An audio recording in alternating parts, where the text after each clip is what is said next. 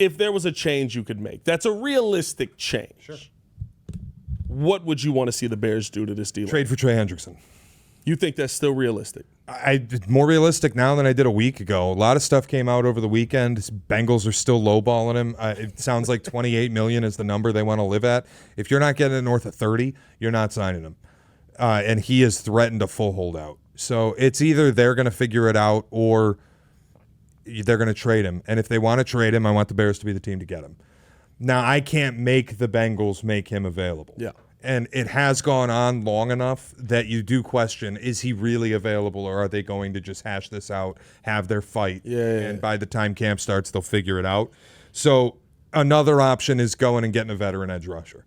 And there are guys out there. I've heard Von Miller's name. I'm pretty good on that. He's washed, for one, and for two, he's got some problems off the field.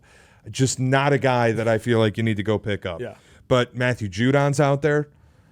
Falcons said thanks, but no thanks. He's floating on the market. It's weird. That was a weird, quick pivot on Matt Judon. I get it, or what it was supposed to be last year. When remember Ryan Poles was trying to go after him, but it was a really weird trade to make to just be like, we're done. Yeah.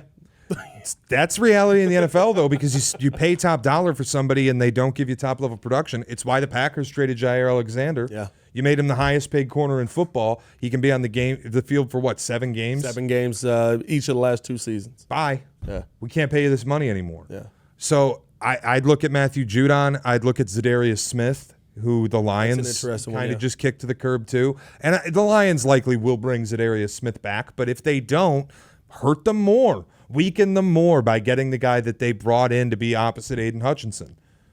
So there's options out there that are realistic, and Judon and Zadarius Smith, even cheap.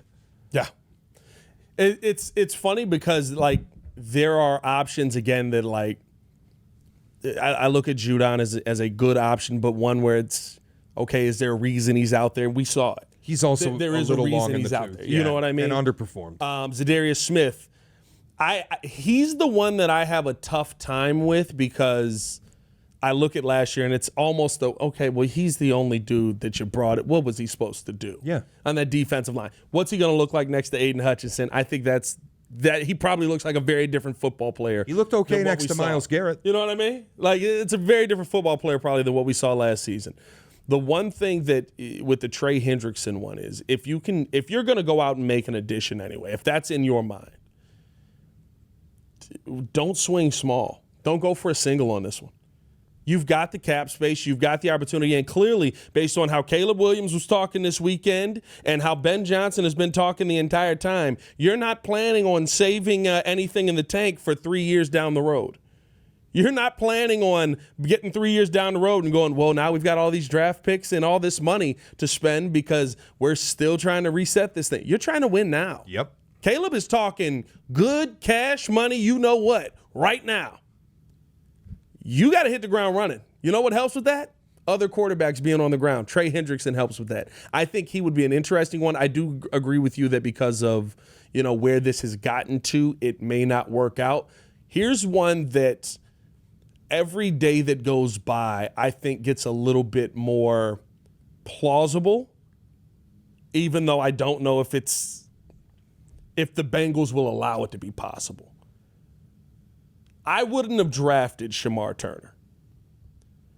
But when April 5th gets here, there's an opportunity for him to possibly Shamar Stewart. Shamar Stewart. I'm sorry, I said Shamar Turner. Shamar Stewart. There's an opportunity for him to August 5th, opt out or basically tell them I'm not signing. I can either go back in the draft or you can trade me and get draft capital from me. And every other team, if he goes back into the draft, can draft him next year, except for the Cincinnati Bengals. Yep. So you would basically lose him for nothing. Every day that goes by and with him dug in and coming out publicly and saying they want to win arguments, it is hurting how much it's going to cost to really get him out of that situation if he doesn't want to be there. And I think if you're looking at Trey Hendrickson, why do you want to be there? So if the Bengals called and said we'd give you Shamar Stewart for your first-round pick next year, would you do it?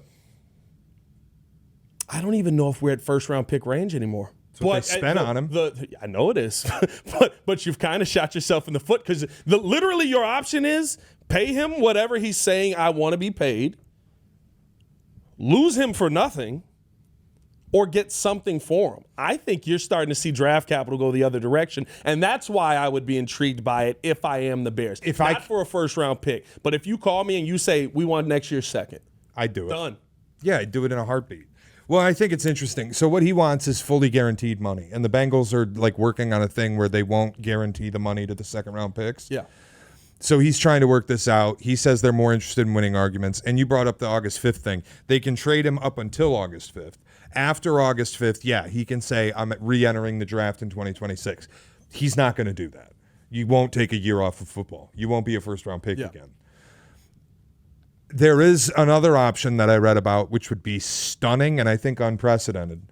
He could re-enter college. How? Now, see, I didn't know this one, and I had seen that out there, but how? I was reading this in Pro Football Talk. Mike Florio put it out that if you seek legal action against the NCAA, there is a process by which he could re-enter college and go spend another year in college and re-enter the draft in 2026. He also has the option after August 5th, he could opt out and go play in Canada. That I do. The Canada one I knew. I didn't. So going back to college is interesting because do you go back to the college you went to, or do you switch it? I don't. Like, how does that work? It seems very implausible, and I don't know what the whole legal process is. Yeah. It was just an option that was floated. But yeah, it's basically like if they're not going to come to terms with Shamar Stewart and he's going to refuse to sign, then they will not have him. Yeah. And so until August 5th, if I'm a GM, I'm getting on the phone and going, I'll flip you a second-round pick for Shamar Stewart right now. Yes. And just get this headache off you. You'll be done with it. You can give him to us. We'll give you bonus draft capital. We'll take care of the guaranteed money. All good.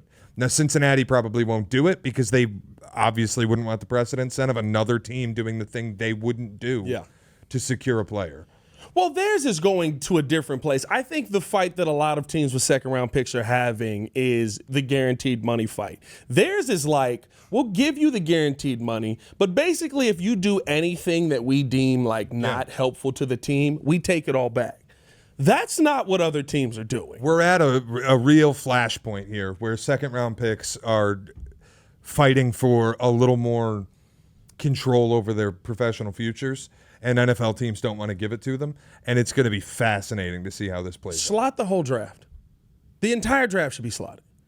There should be, and maybe if you get to the 6th or 7th round, you should. But the entire draft should be, we shouldn't be having arguments on what a contract is. If you're taking with this pick, with this amount of money, this is what you get. I might be wrong on it, but I think the salary is what the salary is. It's just the stipulation over the guarantees. Yeah. And a lot of the second-round picks are fighting for, I want my contract to be fully guaranteed. I want that money. Yeah. And teams are like, we can't do that. Which I lean heavily on the side of the player in this argument, by the way. Yeah. You get drafted in the second round and you want guaranteed money. I don't see what the issue is. I would want guaranteed money too.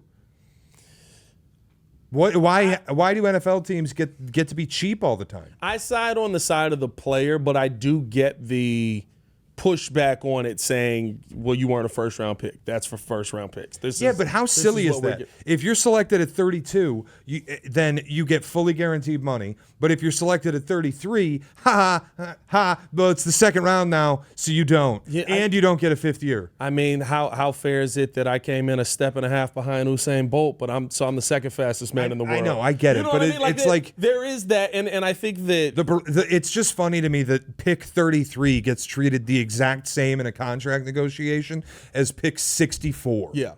That I get, but I do think it is. I mean, there are lines to it, which is why to me it should be slotted. I don't care if it's fully guaranteed or not. Like, I guarantee the contract. The first two picks, 33 and 34, ended up getting fully guaranteed contracts, which started all of this. But to me, like, I think where the Bengals have gone to, this is a completely different conversation than what the rest of the league is doing, and they're trying to take it way too far in my mindset. And what's making it worse, and what seems to me to be making this actually possible and plausible, is if I'm Shamar Stewart, that's going to kill me. Now I almost hope the Bears don't trade for him so that I don't mix this up all year.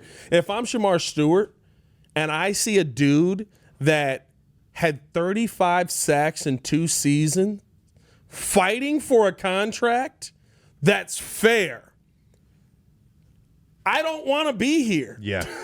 I don't want to play here. Yeah. I don't want to be a part of this organization. Well, that's the whole point of this, like the long way around of saying, if there's anything that I can change in the defensive line, I'm going to try to take advantage of the Bengals being a shit show. Yes. Yes, that is the big change that we're looking for here. Can the Bengals keep effing it up to the point where the Bears get a benefit out of it? It'll be interesting to see. Let us know how you guys feel in the comments below. I thought that was okay. Computer, we don't need that right now. I thought that was a interesting topic to bring up, the Shamar Stewart one, because I keep thinking it's not going to happen because I don't think it's ever happened. It seems so implausible.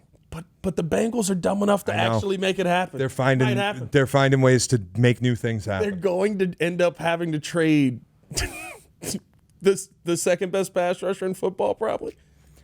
Or the guy they drafted in the first round. Like, it's unbelievable. Let us know what you want to see the Chicago Bears do in the comments below. We'll be down to talk with you guys as well. As always, hit that like button, subscribe to the page, leave a 5-star review. Y'all know what to do. For Shea Norling, ladies and gentlemen, it's your boy Pat the Designer back at it again. That was a riveting football conversation. It was. Let's do it same time next week. Yeah, of course. Stay safe out there, Chicago. Bear down. One love. Peace.